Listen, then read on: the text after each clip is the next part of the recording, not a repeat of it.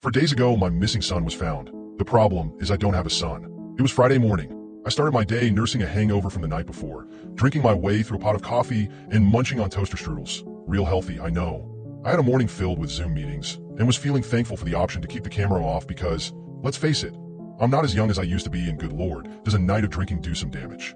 Anyway, as I was going to my last meeting before lunch, my phone rang. I silenced it quickly and set it face down so I wouldn't be distracted. It's no good to be off cam and distracted. After the meeting, I forgot all about the call and got up from my desk to make myself some lunch.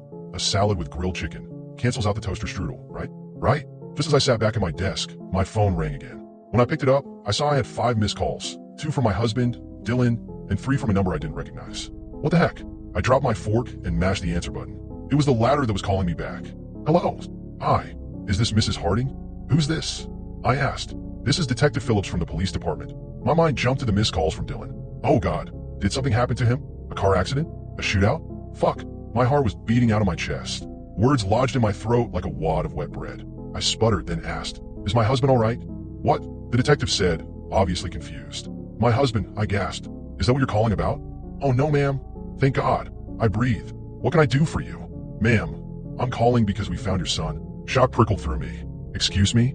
Your son, ma'am, we found him. He turned up at the police station last night, and we were able to positively identify him this morning.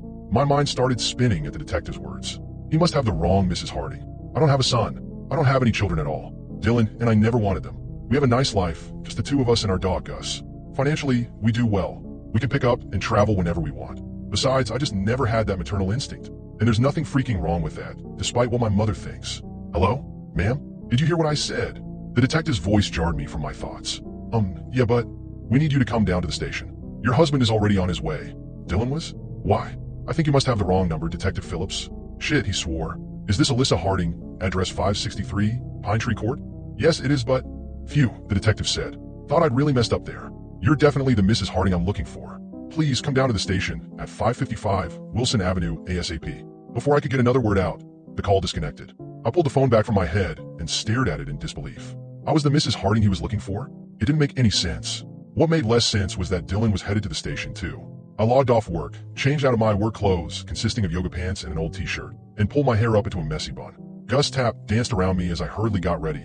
Then I dropped the treat on the floor so he wouldn't get mad when I left him. Outside, there was a warm breeze, odd for an afternoon in mid-November. Something about it just felt wrong. My hands trembled the whole way to the police station as I navigated my Prius through the leaf-strewn streets.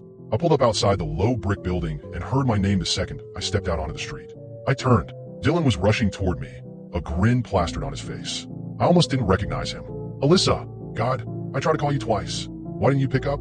I was in meetings all morning, I said, thrown off by his intensity. What is going on, Dylan? Didn't you talk to the detective? He asked, grabbing my hand. He pulled me toward the glass entrance to the building with such force. I stumbled over the broken concrete a couple of times. Yes, but I don't understand, I said, breathing heavy. Something was really wrong here. They found him. LYSS. Dylan cried, prying open the door. They found Logan. Logan. The word tumbled around in my head like a single item inside a dryer. Logan. They found him. What the fuck was going on? I stopped short, yanking my hand from my husband's. This man who looked like my husband anyway, but certainly wasn't acting like him. Dylan stopped. He stopped walking and blinked at me, confusion clouding his face. LYSS, what's going on? Didn't you hear me? They found Logan. Why are you acting so strange?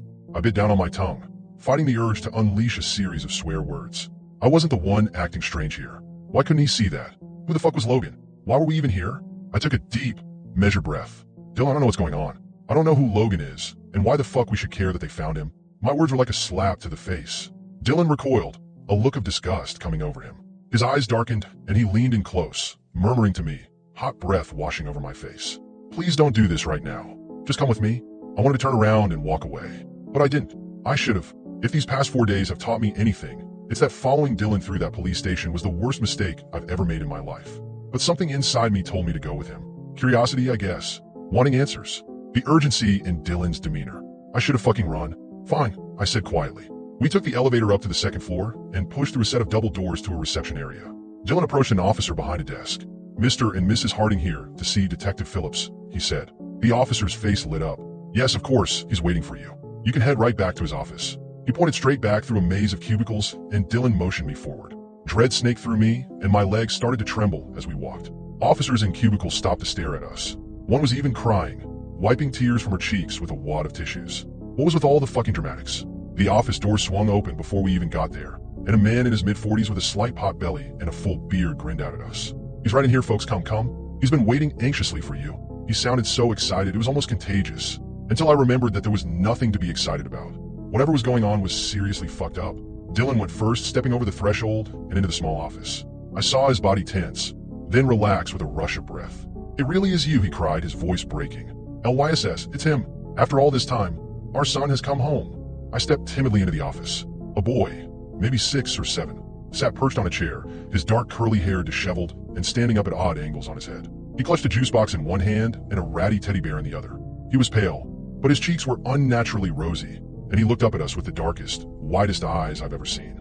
Seeing him was like a gut punch. Fear coursed through me like an electric shock. This kid, whoever he was, definitely wasn't my son. In fact, I was pretty sure he was pure fucking evil.